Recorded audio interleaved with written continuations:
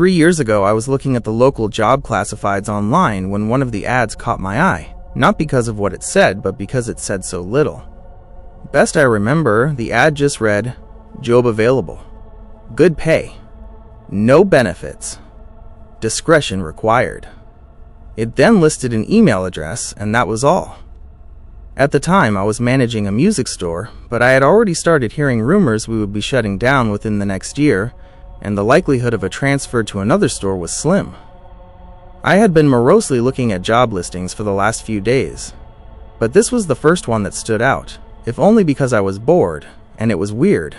So I sent an email. Half an hour later, I had a response, telling me to go to a particular office building in an upscale part of the city at a precise time for my screening. I went, and after waiting for a few minutes in the lobby, I was taken into an office where I was given a series of forms and questionnaires to fill out. They collected them and told me they would be in touch. I had almost forgotten about the whole thing until a month later I got a call saying I had moved on to the second stage of the hiring process. I was again given an address and time, and when I arrived, this time it was a different nice office park 20 miles away from the first one, I was met by a man who introduced himself as Mr. Solomon. He escorted me into a large room that contained a chair and a desk. On the desk were 2 large monitors, a keyboard and mouse, and a bolted-down metal box with 2 oversized buttons on it, one red and one green. He told me this room was a model for the place I would be working if I took the job. He described the job as follows. I would be working 7 shifts of 6 hours every week. My job would be simple. I would arrive at work 10 minutes early and enter an outer area that was like a locker room. I would have my own personal locker. I would store all belongings in the locker and change into the provided work clothes. I was never, under any circumstances, to carry any item of my own into the surveillance room. I was never, under any circumstances, to take any item with me from the surveillance room. As for what I was to do in the surveillance room, I was told that the monitor on the left would constantly show a live stream from a high-definition camera in a remote location. My job was simply to watch the camera. Once an hour, I would get onto the computer attached to the right monitor and enter a brief log describing anything interesting that occurred in the last hour.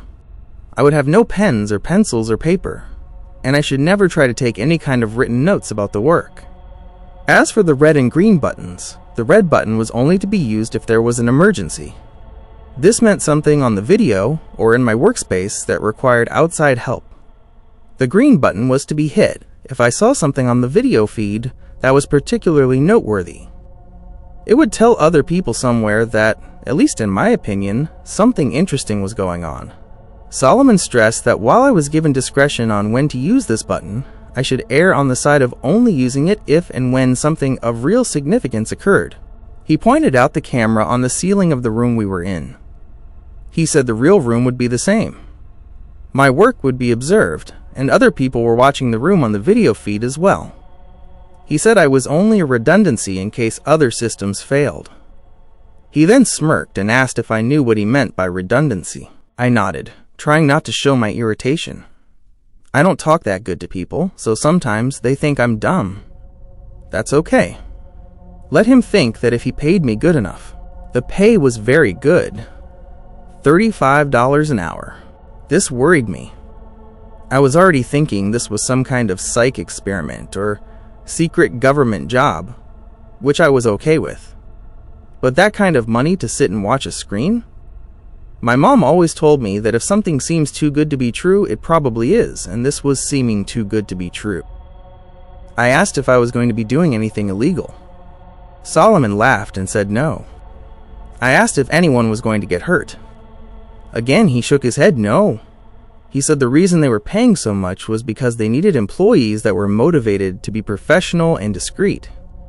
The work they were doing was important, and for various reasons it couldn't be discussed.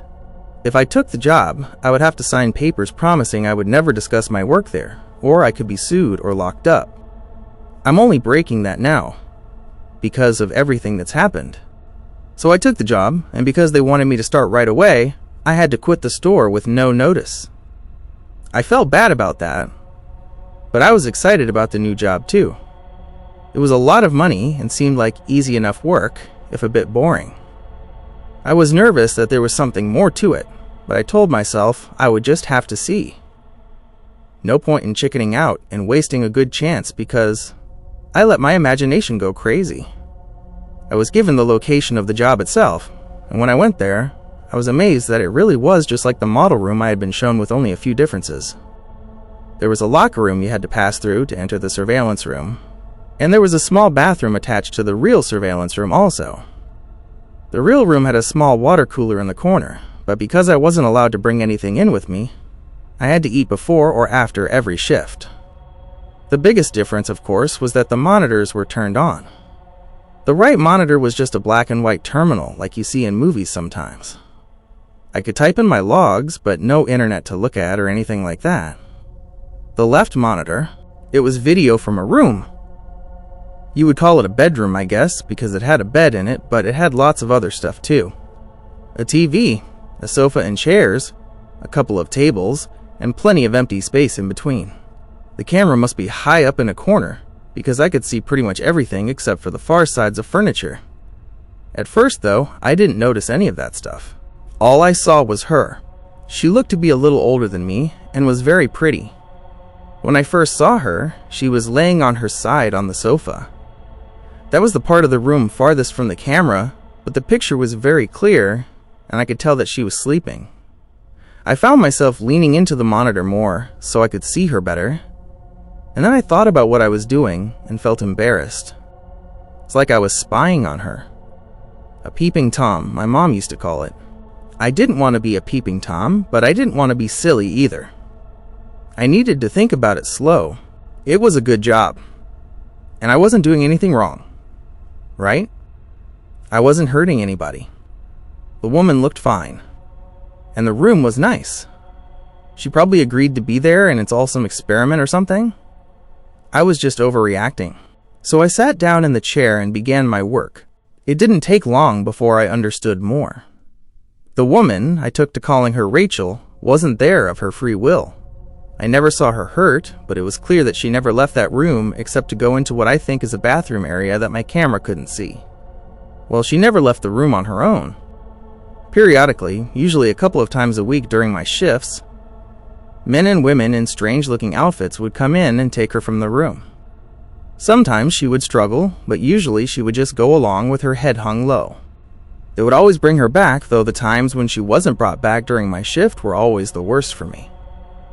I would worry about her until I got to work the next day and saw her in the room watching TV or painting. She never looked hurt or even that upset except for when they took her, and even when she fought, they were always gentle with her. Still, I knew something was wrong. I considered quitting the job, or hitting the red button and getting someone to come so I could get some answers, or calling the police and showing them what the camera was showing me. Except I was scared. Scared of losing my job, and scared of what these people might do to me if I quit or told on them. Solomon had told me when I took the job that part of being discreet was not asking questions. I would never be asked to do more than I had already been told. But I could never tell anyone what I did or saw, and I could never ask questions about what I was doing or why. So I made excuses. It was all an experiment. She was crazy or sick, and they were trying to help her. She was doing a job just like I was. Or she really was a prisoner somewhere, at least I was watching to make sure that she was okay. If they ever tried to hurt her, or I saw that she really didn't want to be there for sure, I could get help then. In a way, I told myself, I was helping to protect her by watching. I don't expect you to think much of my excuses. I don't think much of them myself, especially now. But in my defense, when things changed, I didn't ignore it or try to explain it away. I knew something had to be done. Rachel would usually paint for an hour or two every day, and it seemed to always be during my afternoon shifts. The room had no windows as far as I could tell, but I guess she either used a clock or her own body's time to keep to a kind of schedule. I always liked to watch her paint. The thing she was painting was always facing the wrong way for me to see it, but I could see her face as she worked. She always looked peaceful and happy when she was painting, and seeing her that way, smiling serenely from time to time as she got something the way she wanted it, always made my day. I first noticed something was wrong when she started painting more frequently a few weeks ago. Her expression was more focused and serious, and there was a tension to her movements that I wasn't used to seeing. At first I thought she was just really trying to work hard on something, and I wanted to tell her not to worry. Every few weeks the others would come in and take the old paintings out anyway, bringing in a new stack of, I think the word is canvas. But it was more than her being focused. Something was wrong. She didn't look happy, and she was going for hours at a time. In the span of 3 days, she had finished 4 paintings. I had been growing more and more worried watching her work, and when she finished the 4th, I found myself telling her to just stop and rest a while. I had grown accustomed to talking to the monitor, talking to her in my own way. But she didn't stop. Instead, she began moving the paintings, arranging them on the back and seat of the long sofa at the far end of the room. This was the first time I had gotten to see any of the paintings. Even when the others were taking them out, they always seemed to be turned away from the camera.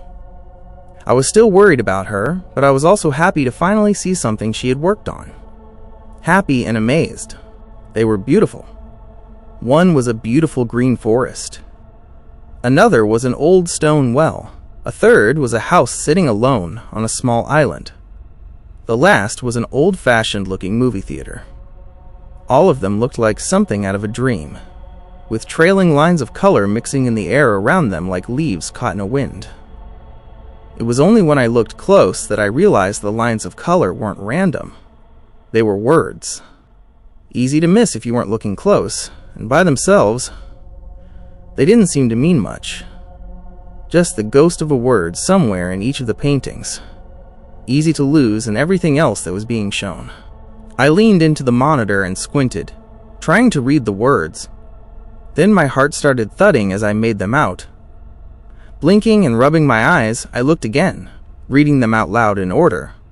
Left to right, top pair, then bottom. Please, help, me, Thomas. I pushed back from the monitor, my hand over my mouth. I didn't know what to do. I didn't know how any of this could be happening. It wasn't just that she was asking for help, though that was a big part of it.